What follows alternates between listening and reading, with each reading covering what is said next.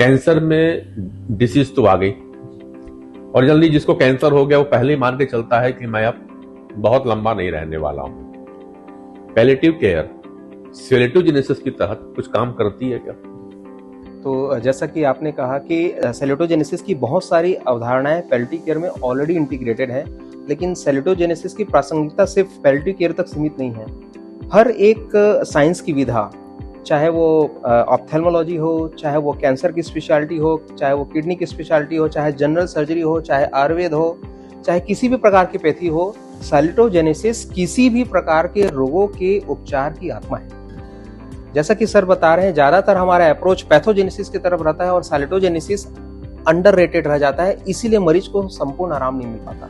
बहुत सारे कैंसर के मरीज आते हैं जिन्हें कैंसर के डॉक्टर देखते रहते हैं, बट अंततः जब उन्हें आराम नहीं मिलता तो उन्हें पैलिएटिव केयर की तरफ भेजा जाता है। इसका मतलब है कि पैलिएटिव केयर जो सैल्यूटोजेनेसिस की अवधारणा को अपनाते हुए आगे बढ़ता है, वो मरीज को कहीं ना कहीं आराम दे रहा है।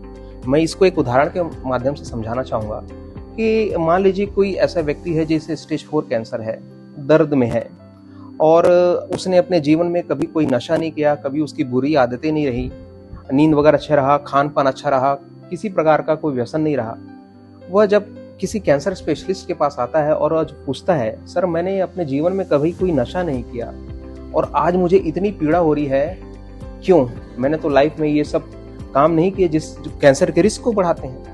तो जहां पर रिस्क इन्वॉल्व है, रिस्क फैक्टर इन्वॉल्व है, वो पैथोजेनेसिस की बात करता है, और जहां पर वेलबींग की बात है वो सैल्यूटोजेनेसिस को इन्वॉल्व करता है। तो हम पैलिएटिव केयर में उस वायमी को एड्रेस करते हैं, उस एंजाइटी को एड्रेस करते हैं, उस डिप्रेशन को एड्रेस करते हैं तथा दवाइयों के सहारे दर्द के प्रमाण को कम करते हैं। तब जाके ये जो संपूर्ण दर्द है, ये संपूर्ण दर्द कंट्रोल होता है। इस प्रकार से कैंसर का दर्द भी कंट्रोल होता है।